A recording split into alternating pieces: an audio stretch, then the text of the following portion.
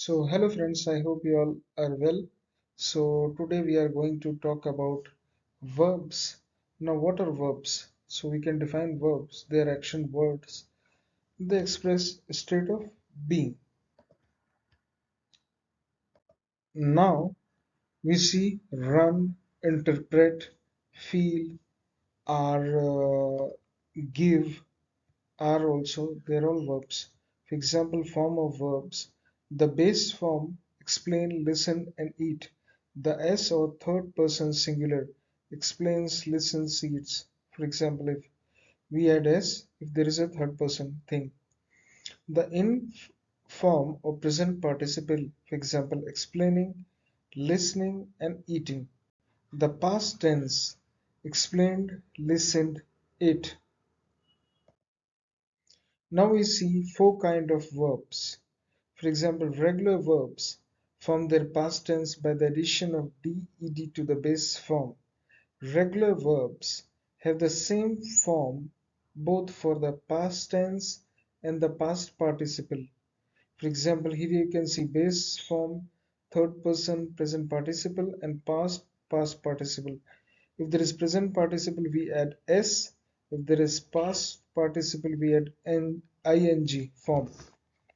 For example, act, acts, acting, acted, erase, erases, erasing, erased, reach, reaches, reaching, reached. Irregular verbs form their past tense and past participle in the different way.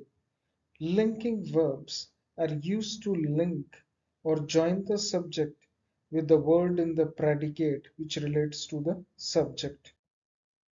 Now we see verbs to be, am, is, are, was, and were. They are the most commonly used linking verbs. What are the what are these linking verbs? So we see verbs of the tenses become, sound, seem, remain, look, smell, appear, feel, taste, hear. So my favorite subject is English. So these are all verb of senses. Here is another example. My favorite subject is English. She looks great in her green jacket. My wife became a commercial assistant in 2017. A verb phrase, a verb may be made up of a phrase instead of a single word.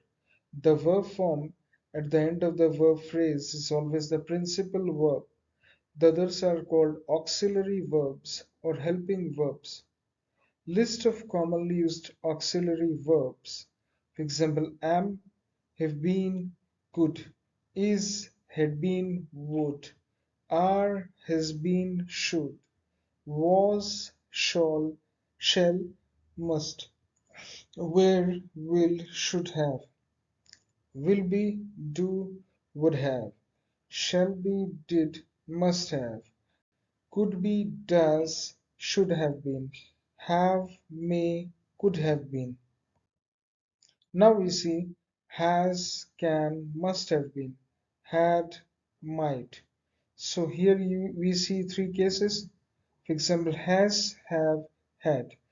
With have, we have to add, it comes with a past participle. If you see do, does, did, it is present tense plural, present tense singular, past tense singular, plural. Then will, it comes with simple form of the verb. Shall, knows, no ed, no ing. Now we see three forms of the verb principle. So we see present tense is used to express an action or condition that is occurring at the present, in present moment or present time. For example, he eats bread. The child plays basketball. She is ill. All is happening in present. You see. Now, past tense shows an action or condition in the past. For example, he ate bread. The child played basketball. She was ill.